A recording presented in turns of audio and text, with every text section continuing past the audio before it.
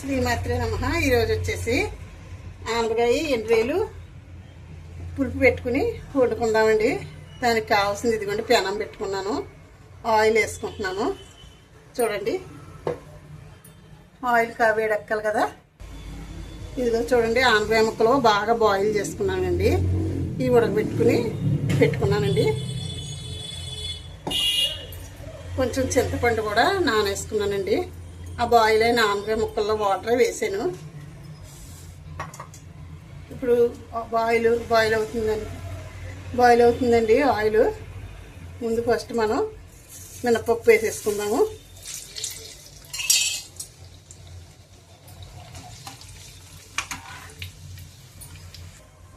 ఇదిగోండి, మినపప్పు వేగుతుంది. ఇగో జీలకర్ర కూడా వేసుకుందాము. ఇదిగోండి, ఆవాలు కూడా వేసుకుందాము. ఇప్పుడు 4 ఎండుమిర్చి కూడా కట్ చేసి వేసుకుంటున్నానండి.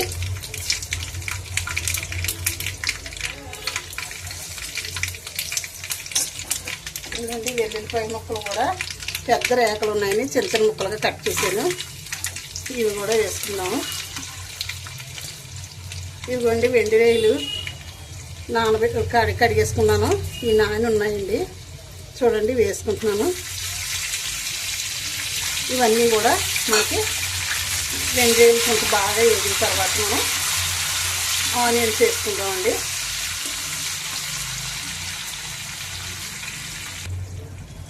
ఆనియన్స్ కూడా వేస్తున్నాను. చూడండి, 3 ఉల్లిపాయలు అయితే సరిపోతాయండి. కట్ చేసి పెట్టుకున్నాను.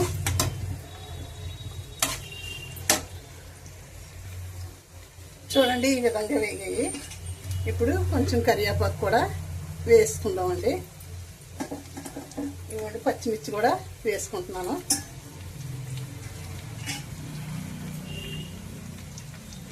ఆనపకాయ ముక్కలు కూడా వేసేసుకుందాము.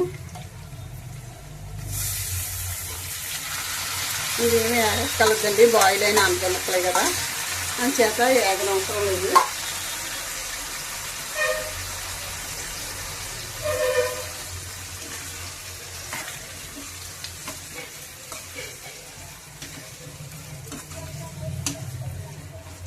బాగా కలుపుకుంటే మనకి స్మెల్ అంతా, ఎండువేలు స్మెల్ అంతా ఆనపకాయ ముక్కలు పడుతుంది.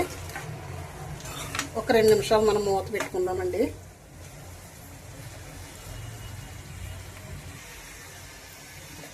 ఉప్పు కూడా వేసుకుందామండి. సరిపడా ఉప్పు వేస్తున్నాను. సాలకపోతే చూసి వేసుకుందాము.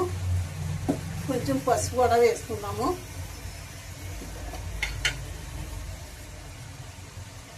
చూడండి, పసుపు మరీ ఎక్కువ వేసేసుకోకూడదండి, పసుపు స్మెల్ వచ్చేస్తుంది. ఈ చేత కారం తర్వాత మగ్గిన తర్వాత మనం చింతపండు రసం వేసేటప్పుడు వేసుకుందామండి. ఇదిగోండి, బెల్లం ముక్క కూడా వేస్తున్నాను. మూత పెట్టుకుందామండి.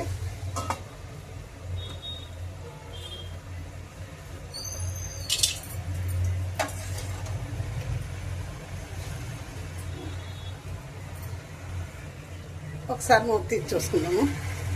చూడండి, మగ్గుతుంది కదా. ఇంకా ఆయిల్ బయటికి వచ్చేలాగా మగ్గితే మనం కొంచెం మగ్గితే కారం వేసేసుకుని చింతపండు రసం వేసేసుకుందామండి. ఇదిగోండి, కారం కూడా వేస్తున్నాను.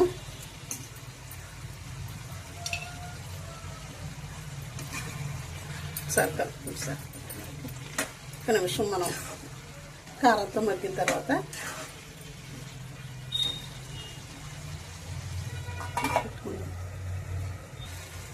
ఇప్పుడు చింతపండు రసం కూడా వేసేద్దామండి.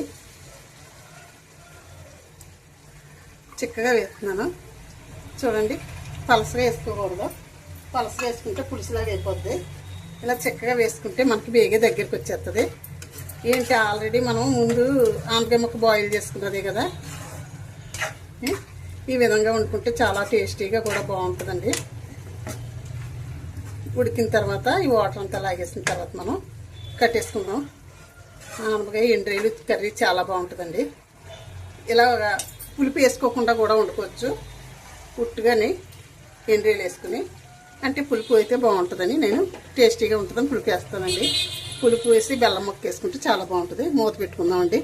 కాసేపు మగ్గిన తర్వాత మనం చూద్దాం. చూడండి ఎలా ఉడుకుతుందో. చాలా బాగా ఉడుకుతుందండి. ఒకసారి కలుపుకుందామండి. చూడండి అడిగిన కూడా వాటర్ లాగా వస్తుంది. దగ్గరికి వచ్చేసింది కర్రీ అయితేనే. చాలా బాగా ఉడికింది. కట్టేస్తానండి. ఈసారి అయిపోయింది. కర్రీ కూడా చాలా బాగా వచ్చింది. చూడండి ఎండ్రీలు వేసుకుంటే చాలా సూపర్ టేస్ట్ అండి. ఆయిల్ కూడా బయటకు వచ్చేస్తుంది. బాగా ఉడికింది. కట్టేస్తానండి. ఉంటానండి. శ్రీమాత్రి నమః. శ్రీమాత్రి నమః. శ్రీమాత్రి నమః. వీడియో ముగిస్తున్నానండి. ఉంటానండి.